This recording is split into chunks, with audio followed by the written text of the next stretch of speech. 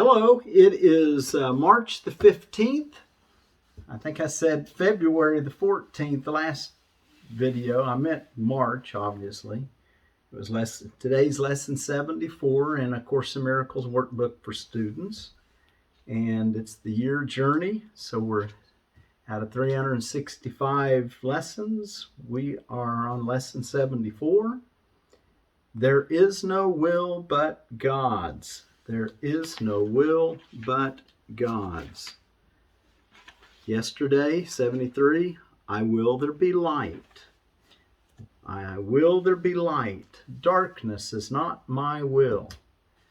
I would have been expecting you to be saying that. That's what the Master asks us to do every hour, at least once. Remind ourselves, I will there be light. Darkness is not my will. He also told us in the longer session we were to assert our will, recognizing that our will and God's are one. I will there be light. Let me behold the light that reflects God's will and mine. Wanted to somehow allow the perceiver, yourself, to assert that you are part, your identity comes from your true self, the higher self, the one that's one with God, that thinks only God thoughts. And this is what we want to try our best to attune with. And he's told us that the thing that holds us back is the barrier of what? Our unforgivenesses, the barrier of grievances. But it's easily passed, he said, because you want to be happy. You want to tune in with your will. So yesterday in our longer meditation, we were to say, I will there be light. Let me behold the light that reflects God's will and mine. So he says it's not heaven that we're reaching when we tune into this, but it's getting real close. He says the light from heaven shines on it, and there's no idle wishes. You know, the idle wishes are those that he talked about. The ego uses idle wishes, and to basically, the way I look at it, it's in paragraph 2. Idle wishes and this is yesterday's. Idle wishes and grievances are partners or co-makers in picturing the world you see.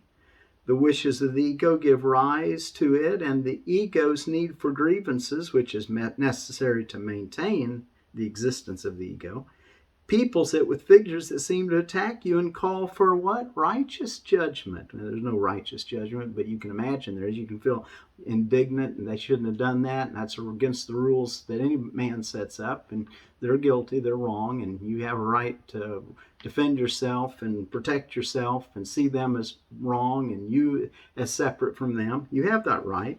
They become the middlemen the ego employs to traffic in grievances and stand between your awareness and your brother's reality. They're going to stand between your awareness and your brother's reality. His is just as sinless as yours. Beholding them, you do not know your brother nor yourself, the capital S self, that's one with God, the Christ. Okay, so what we want to do is recognize those grievances and go easily past them. Just as a quick something I noticed yesterday is that I had decided when I left my place that it had rained really a lot and formed a lot of gravel on the road in my little car. I was saying, we're going to have a pretty good time getting back up this hill because a lot of loose gravel had washed down into the road and I need to do some work on it. So, which is one of those things I hope to end up correcting permanently. But anyway, at this point, I have gravel on the road. I want to get back up before dark is what I told myself. That was the idle wish.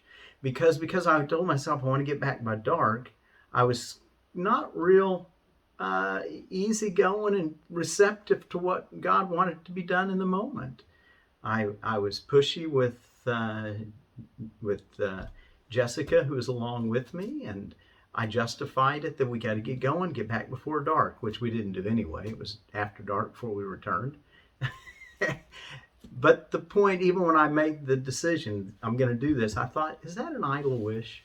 And I watched it, and it gave me the fuel to crack the whip and, so to speak, and keep moving, losing my peace and sharing a potential possibility of losing others' peace, which didn't happen.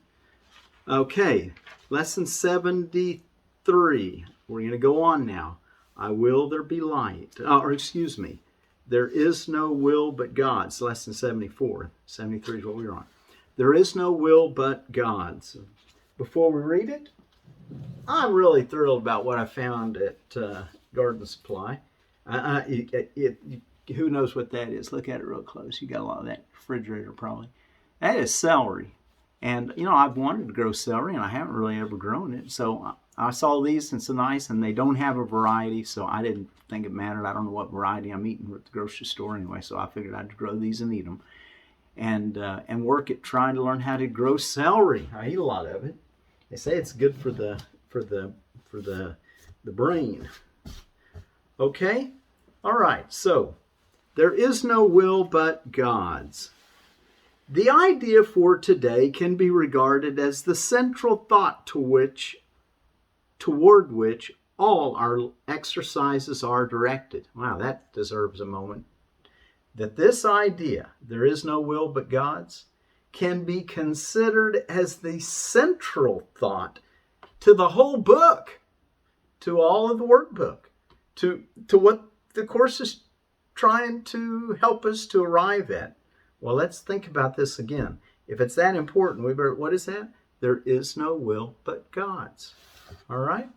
Hey, and something else I wanted to mention to you is that if you go to the, let's see, what is it called? The ACIM.org website, the Foundation for Inner Peace's website, where the lessons on their entrance page.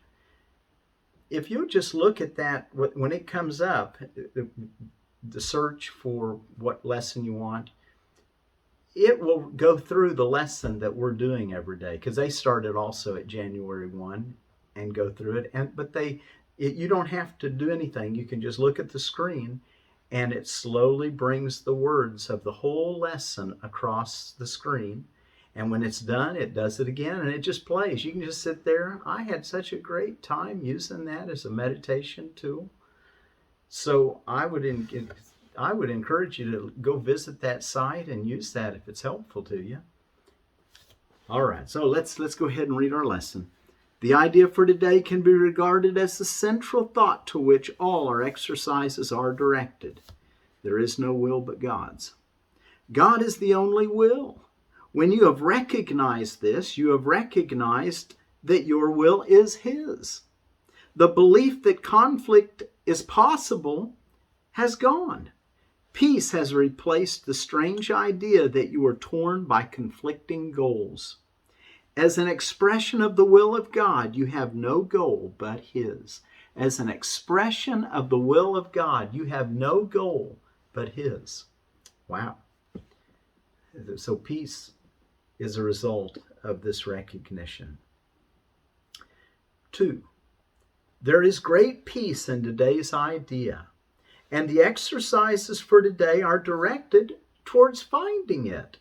The idea itself is wholly true. There is no will but God's.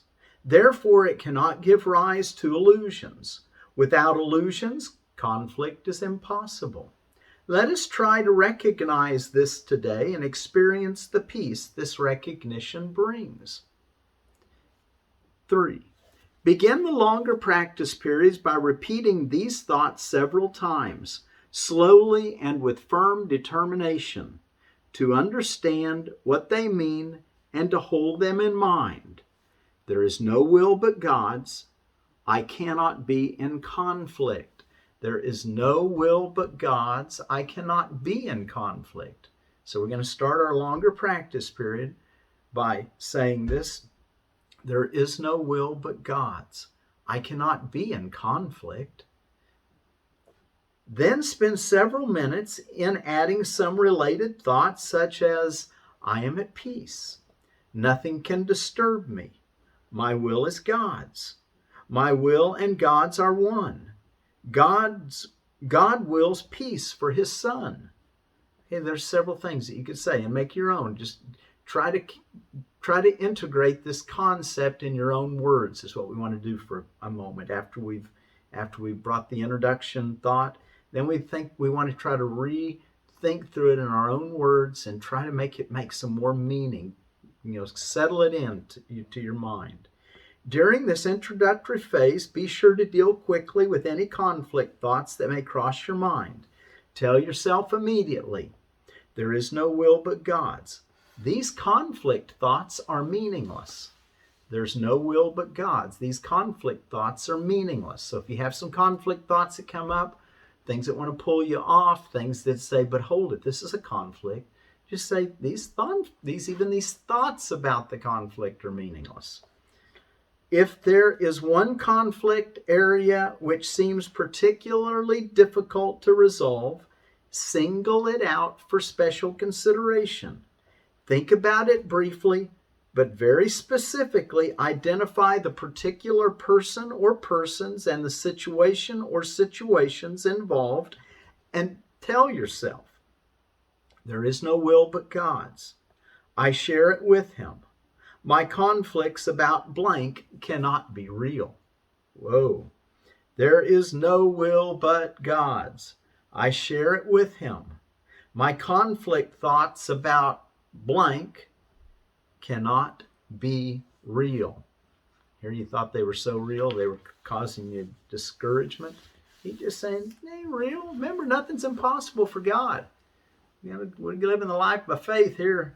And it's faith that's well-founded, the one that makes for joy and peace. 11. After you have cleared your mind in this way, close your eyes and try to experience the peace to which your reality entitles you. Sink into it and feel it closing around you. There may be some temptation to mistake these attempts for withdrawal, but the difference is easily detected. If you're succeeding, you will feel a deep sense of joy and an increased alertness rather than a feeling of drowsiness and enervation. Joy characterizes peace. By this experience, by the experience of increased alertness and joy, will you recognize that you have reached it? All right? So we're going to close our eyes and try to experience the peace to which your reality entitles you. And we know we've got there if we're feeling increased alertness and a sense of joy. Peace and joy go together. He says peace is characterized by joy. All right, then 12.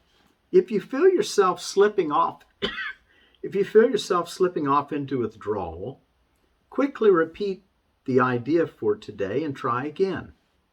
Do this as often as necessary. There is definite gain in refusing to allow retreat into withdrawal, even if you do not experience the peace you seek. So he said just the fact that you try, even if you don't reach that level of peace that you're really wanting, just the fact that you're keeping yourself alert and quiet is enough. You're training yourself. You're making yourself ready to be a vessel that God can fill. It's one way of thinking of it. But you're training your mind. You're purifying your soul. You're going through the fire. You're being purified. Lots of different ways of thinking about it. All right. Let's see. So do the best not to just fall into withdrawal. And in the shorter periods, which should be undertaken at regular and predetermined intervals today, say to yourself, there is no will but God's. I seek his peace today. Then try to find what you're seeking. A minute or two every half hour with eyes closed, if possible, would be well spent on this today. So he says as often as you can, and they should be predetermined times. And then later he says, actually a minute or two every half hour would be really good, even with you closing your eyes. Now that's not required, but he's saying that would work nice. But you want to set the time. So I always try my best to do whatever he thinks is the best. So I'm going to try to set mine for every half hour, and just think, okay, at the top of the hour and at the bottom of the hour, I'll just try to make a really effort to somewhere in that. I'm not going to set my alarm, even though I did think that having a grandfather clock at your home could be really nice, because every time it chimed, and you could have one that chimed every 15 minutes, you could say, oh yeah, that's my reminder. And everybody would say, oh, that's just the grandfather clock. But it's your reminder to do your lesson. All right. I thought I'm going to get me a grandfather clock one of these days, just for that reason, I expect. Okay, so there is no will but God's. I seek his peace today. Is that yes? So we have a couple 10 to 15 minute meditations, and then every hour, or you get to set the time frequency, but do try to set it. Seems like he's trying to get us to have our lives be a little bit more, maybe almost manageable, without becoming ritualistic, or in a box, in a controlled. I think he wants us to maintain the flexibility of spirit to do whatever he calls us on, but he does want us to have some semblance of orderliness. And he's trying to tell us to make a plan. So evidently that's going to be helpful to us. So until tomorrow, be sure to say often, there is no will but God's. I seek his peace today.